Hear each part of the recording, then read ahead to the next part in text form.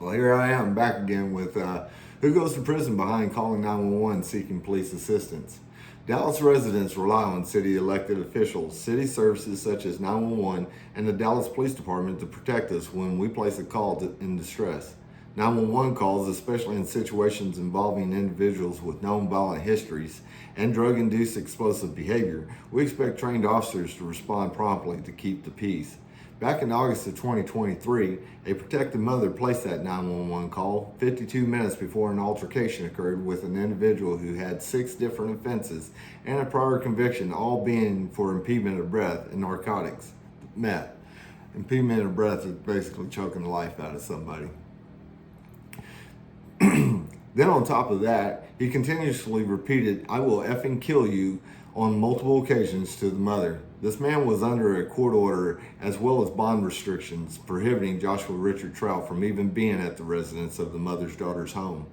Instead, in October of 2022, Mr. Trout was released with no more than documentation indicating conditions of his release to refrain residing at the daughter's house. Despite these known conditions and 0% enforcement from the courts or bond company, Mr. Trout charmed his way back to the residence, for which he was conditioned to refrain from returning.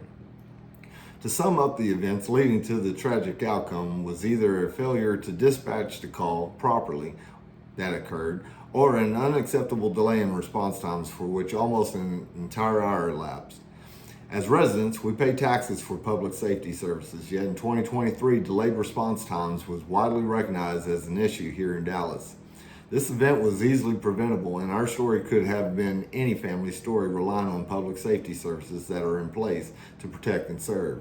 Although his drug usage was the real destroyer of life and freedom, he was still a father, a brother, and a son that Dallas negligence led to his death, and a loving mother lost of her freedom. How do we hold cities accountable when negligence impacts lives? How do we hold bond companies accountable for their failure to uphold the court orders required to post bail? Many of us are working families barely getting by financially, trusting the very system we fund to protect us. When those systems fail, it often feels as though the city, county, and state shift blame rather than take responsibility. There's more women than this stating the same about Joshua Richard Trout and his domestic violence when his usage of meth controlled him. Our community deserves better. If you question how an individual calls 911 for help and ends up sentenced to prison, stand with us, share my sister's story, ask questions, and demand some answers. Follow our journey and learn more on our Facebook page at Our Voices Need to Be Heard.